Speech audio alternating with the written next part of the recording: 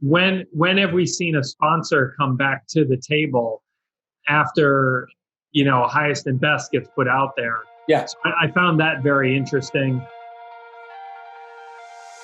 Welcome to the Jonathan Sell NYC podcast, where experienced expert New York City real estate brokers John Gasdaska and Jonathan Conlon break down what's happening in the market, what you need to know whether you're a buyer, seller, or agent, and their insight into the future with a little bit of fun along the way. In this week's episode, John and Jonathan discuss the highs and lows of their experiences this week in New York City's real estate market, as well as the differences in the statistics we are hearing between the national market and what's happening here in Manhattan. Sometimes the real estate market across the country and here in New York City are similar, but right now, they couldn't be more different.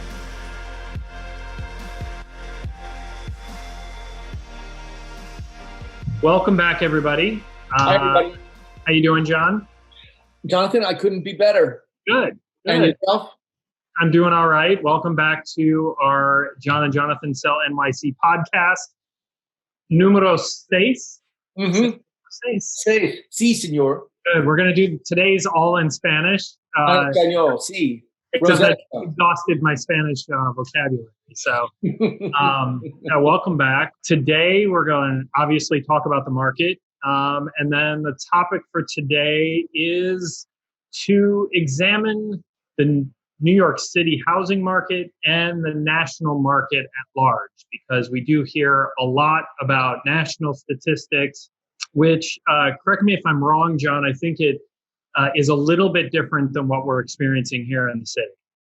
Just a wee, tiny little bit different, Mr. Conlon. Smidgen. Just a smidgen different, yes. But I think that it's an incredibly important topic, and I'm so glad that I came up with it. I'm just kidding. I was going to say, and I'm so glad that you had the idea. We talk about the market every week, but, it is in contrast with what people are seeing if they're watching the national news.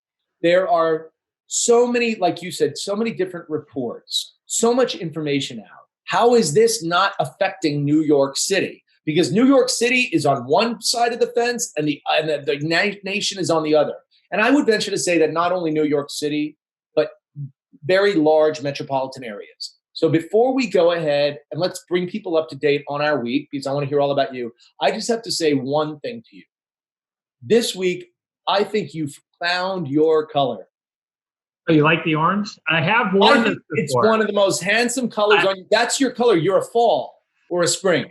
Well, I think you look exceptionally handsome today. So with that, let's dive into the data, shall we? So where do we want to begin, bud? How was your week? What are you working on? And what are you feeling that the market's about?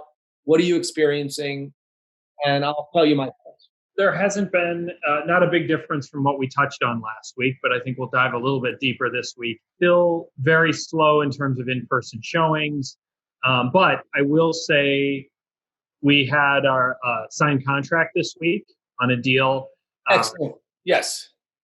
That I was thrilled with. It's a good deal, not at some significant discount. It is an apartment that we, I'm not surprised that it's sold because it's a ground floor duplex with a back garden. Big backyard, yeah. Big backyard, which obviously is coveted right now. I am in a couple of negotiations, one at a higher price point, which is interesting to see.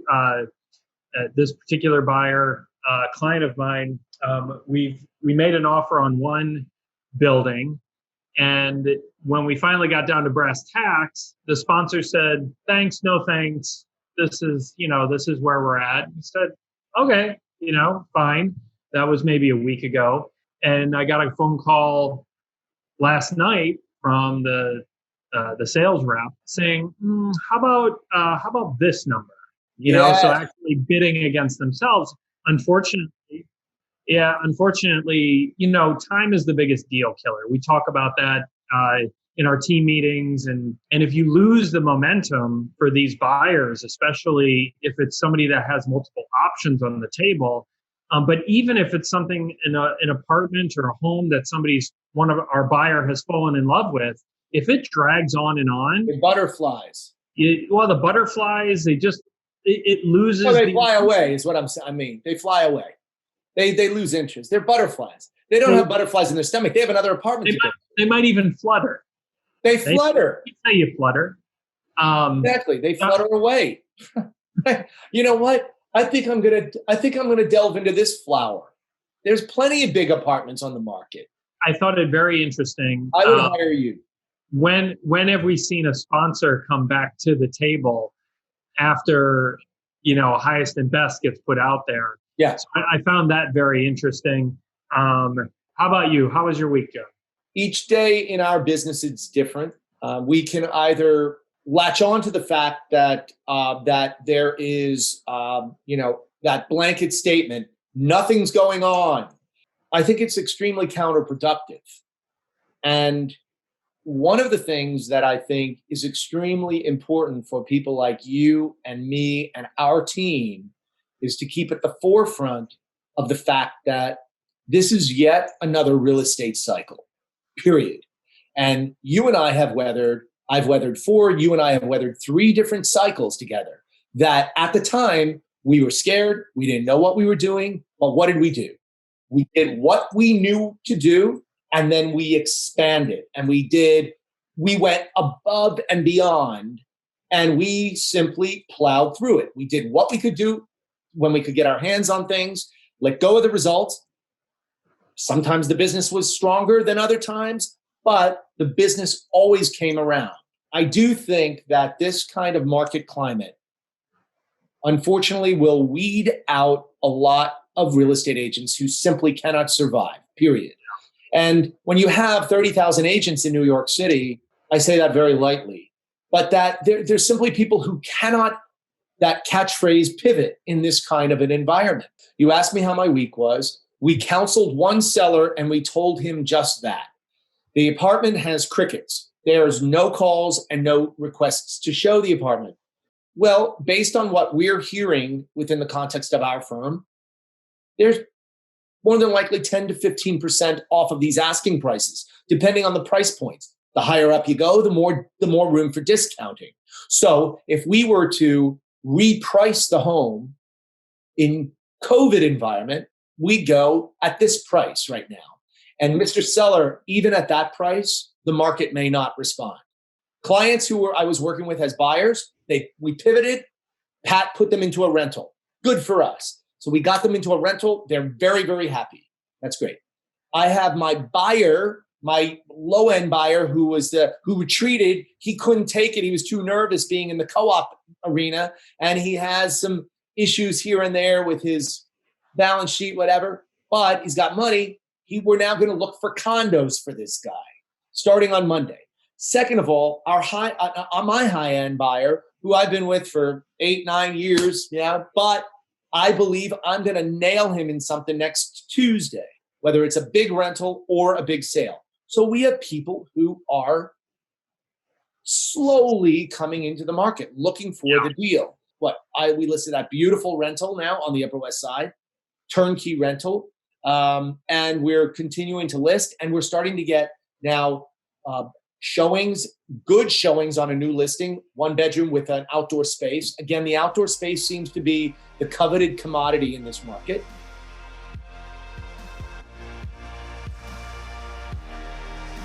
If you've listened to the news lately, many analysts and news anchors are talking about low interest rates, lower inventory, and the boom in the housing market the country as a whole is seeing right now. But if you take a look at what's happening here in Manhattan, things are a little different. In this next segment, John and Jonathan discuss their thoughts on why the housing recovery has been so much slower here than the rest of the country and when they expect things to pick up again.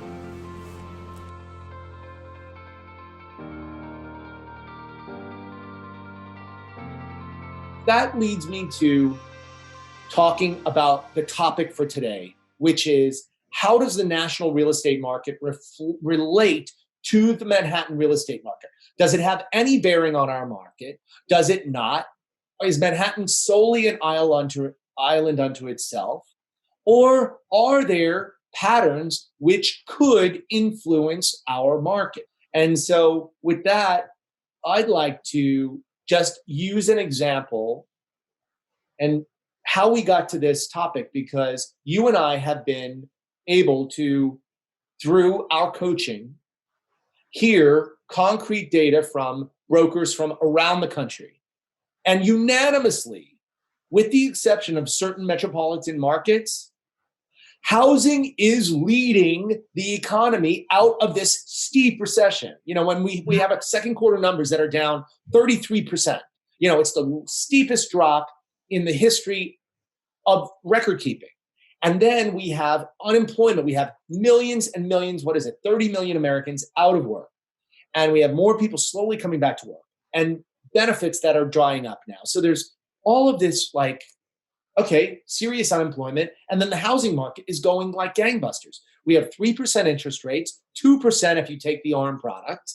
And it's like, hey, wait a minute. What's up? Because Manhattan is completely opposite of that. Do you see any kind of similarity between the rest of the country and New York City? In a recession, typically people buy real estate. And I think that's what we're seeing on a national level is people are pulling their money out from wherever they have it invested and getting out of those volatile markets, and they put it in a hard asset, real estate being the number one thing. And so it normally is real estate that pulls us out of these recessions, pulls us out of these because people need a place to live. You have to pay to live somewhere.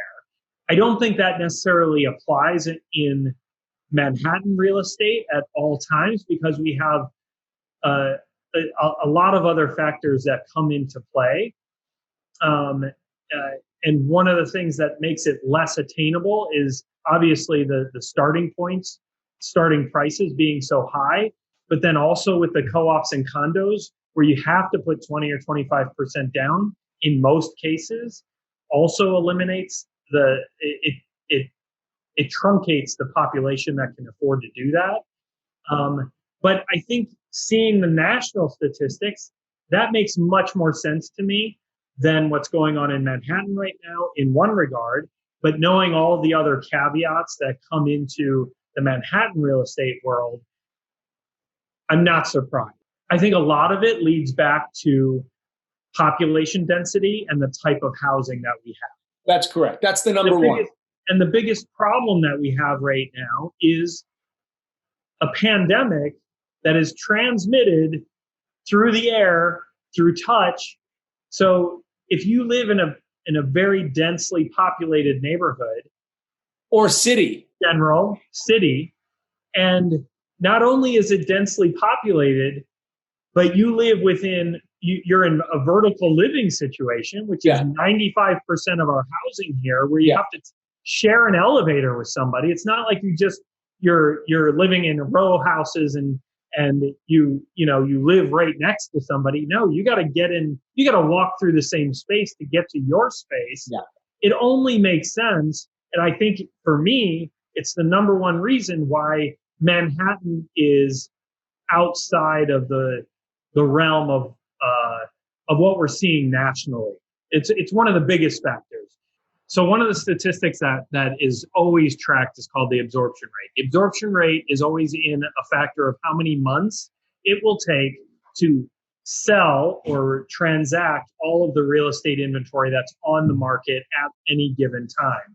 So basically what they do is they look at the average amount of sales, transactions that are happening over the past, I don't know, they probably do 6 months or something, take that average number of sales, and then versus how many pieces of real estate are on the market at any given time. So that gives you a balance of, so for instance, if there's 10 transactions done on a monthly basis and there's 100 houses on the market right now, that would be 10 months of supply.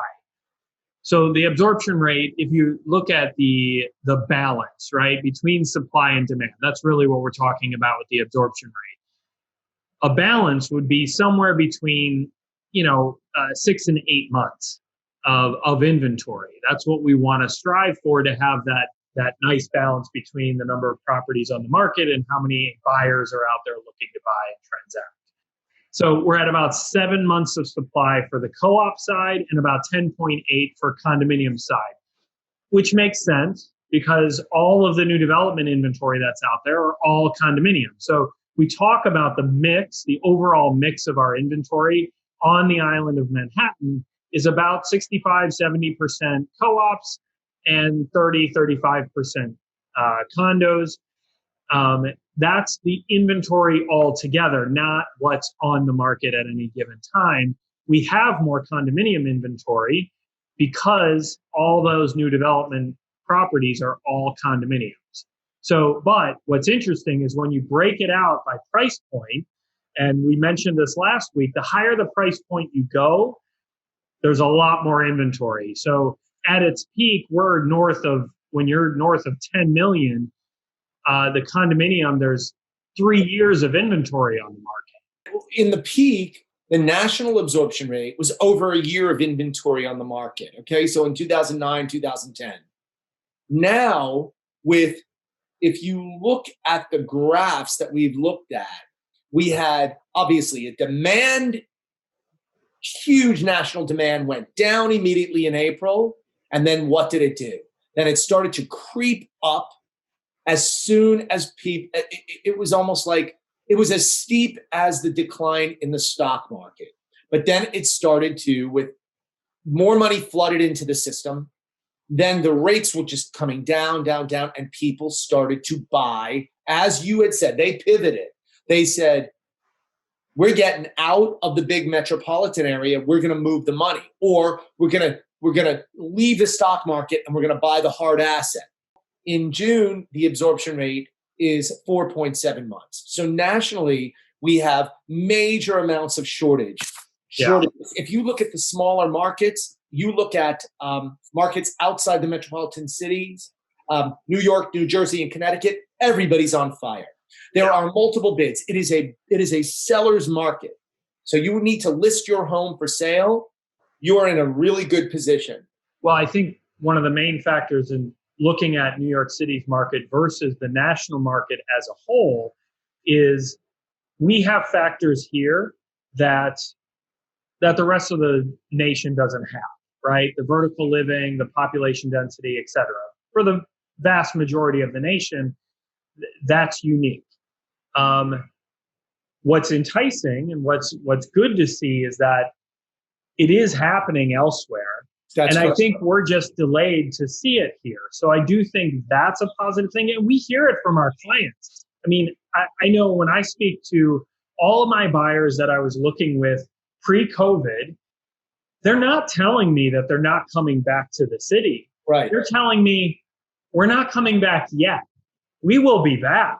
There's an unwavering desire to come back to New York City. But like I said before, New York City doesn't really exist right now as we love it. It is there as an island, obviously, but it's there physically. But all of the things that we love about it, population density being one of them, the energy that comes with that population density is non-existent right now. I've heard stories well below $1 million. So let's say, I would say probably 550 and below, where you're talking about a studio and entrance market, a studio buyer, or a convertible one bedroom or a small one bedroom home that's tied to the interest rates. That's where our market is. Where below 1.5 and down, it's robust. That's what's moving our market. The only additional caveat I would say is the apartments that are moving are the ones that don't need work. Because in this sort of a market environment, the buyers want to just, okay, I will buy it. Bring your suitcases. I just want to bring my suitcase and my toothbrush, my furniture. I don't want to have this added pain in the neck of doing a renovation. And we're going to have this apartment on 37th Street, which we've talked about before, where it's going through a major renovation. I have high hopes that that's going to trade very well because it's going to be an entry-level apartment. It could be good. It's big enough for even a couple to live there. And it's going to be totally renovated for somebody. So I think something like that market it is always the one that continues to move, but that renovation is always a sticking point in those entry level because you're dealing with people that that really are probably working in our hyper competitive market. They're working a lot right now. Plus, you have the added caveat of people working from home. Well, if I work from home, how am I going to do a renovation on my apartment that only has one bathroom? One other little thing is people wanting a space to work, to set up that home office. Yes. So you got a little bit larger living room where a corner can easily be used as a workspace. Very good point. Very good point. In our big 1-bedroom on 64th, you have that gallery that could easily be a home office. Big plus. We were already in a declining market for a myriad of factors. Have those factors gone away? No.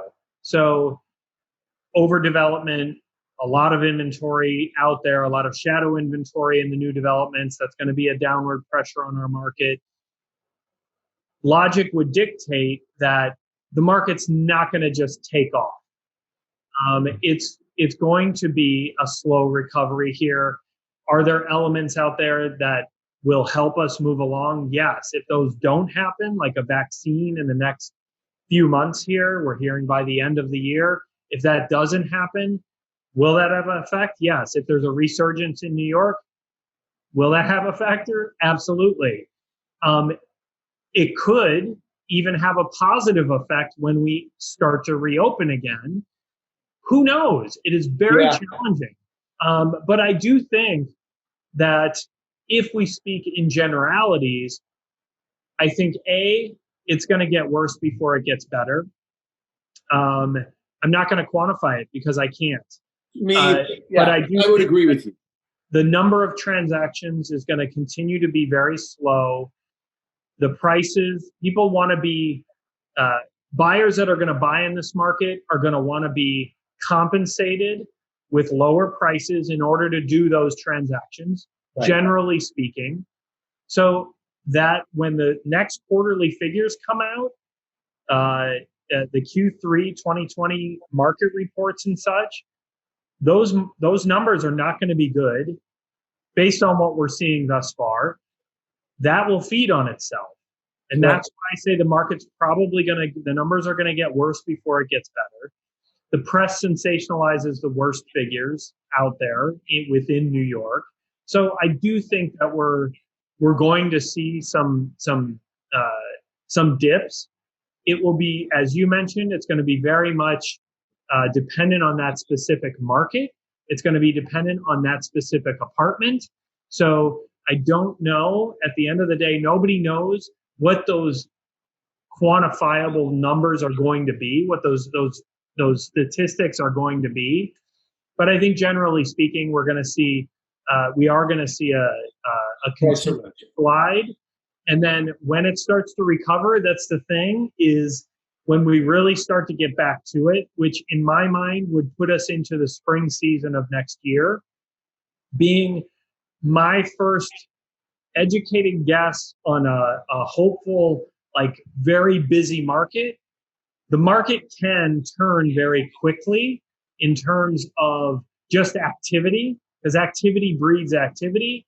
And if we see that spring market, if everything goes in our favor with a vaccine, undoubtedly we'll be through the presidential election, which the biggest benefit to getting through that presidential election is the fact that we're not waiting to find out what the next 4 years is going to look like. So that uncertainty will be gone. And I do think that the spring market will hopefully, if those things go in our favor, just in terms of firming up those particular areas, I do think that we'll see some activity there. But to quantify it is an impossibility. Just because we are brokers in New York City, we have relationships globally with brokers. And we have really, really, really good resources and being able to facilitate them if they are contemplating a weekender property or a second home or leaving Manhattan, that we have partners not only in the tri-state markets, but throughout the country and even globally that we can assist them. And we've been very, very effective in being able to assist our clients whether they're going to the east end of Long Island or the south of Florida or the New York metropolitan area, New York, New Jersey, Connecticut, or even on the other side of the country. So, well, especially if somebody's going into a market where they don't have a friend or a family member, something that has an established relationship correct. with a trusted advisor in Correct. that area. We have other trusted advisors for We have you. trusted advisors either there already, or we will help you find one. Because Absolutely. the thing is, I was talking to somebody the other day, an old client of mine that I've been with now, it's been before you and I, 15, 16 years ago. And, That's before the cell phone. And I was, Okay. no, it's not. I'm teasing you. I was before the cell phone. But I've been helping him figure out, okay, what's his next move? And so he said, well, what if I want to go to a different market? Like, how can you help me? And I said, well, I'm only licensed in New York State. I really focus on New York City. But what I can do is I can help you find somebody that's going to help you. And we get a couple of names from other people that we know, whether it's our reload department or what have you. We talk to them. We make sure that we talk to the referral agent, to the agent that we may refer the business to. And we ask them questions about their market, and we get a feel for them, which is easier for us to do, to find out, okay, do they know what they're talking about, just in terms of their market, expertise, et cetera. Just by us, interacting with them, we can get a sense of, do they know what they're talking about? And we can at least help get them into the hands of somebody that we feel confident is going to work in their best interest, et cetera. If you are a buyer in the market, it is your time to buy. And if you are a seller, we're here to counsel you on how to sell your home. Because at the bottom dollar, it's a market, supply and demand. Sometimes it will tilt in the side of the sellers. Sometimes it tilts in the side of the buyers. Sometimes it's more even. We don't have control over that, but we're here to help on both sides of the fence. So with that, I think you are again smashing in your bold orange. Keep wearing that color. It's your color. And it was a wonderful week. We thank you all for watching. Tune in next week where we delve into a brand new topic. I can't wait. Have a great week, everybody. We'll see you next week. Thanks for watching. Stay safe and healthy. And most of all, remain in gratitude. There we go. There it is. Thanks for watching or listening to the John and Jonathan Sell NYC podcast, where experienced expert New York City real estate brokers John Gasdaska and Jonathan Conlon break down what's happening in the market, what you need to know whether you're a buyer, seller, or agent, and their insight into the future with a little bit of fun along the way. If you'd like to take a look at our listings, have a property you're thinking of selling, or are wondering if we could help you finally find the perfect place to call home, feel free to reach out. You can email us at info@johnandjonathansellnyc.com or reach out via our Facebook page or Instagram at John and Jonathan Sell NYC. If you enjoyed today's podcast, consider telling a friend or family member about it or leaving a review on Apple Podcasts. Those are some of the best ways of supporting our efforts, and we would greatly appreciate it. Thank you again for tuning in. We can't wait to share what's coming up next. Subscribe to the podcast to make sure you don't miss our next episode, and we'll see you next time.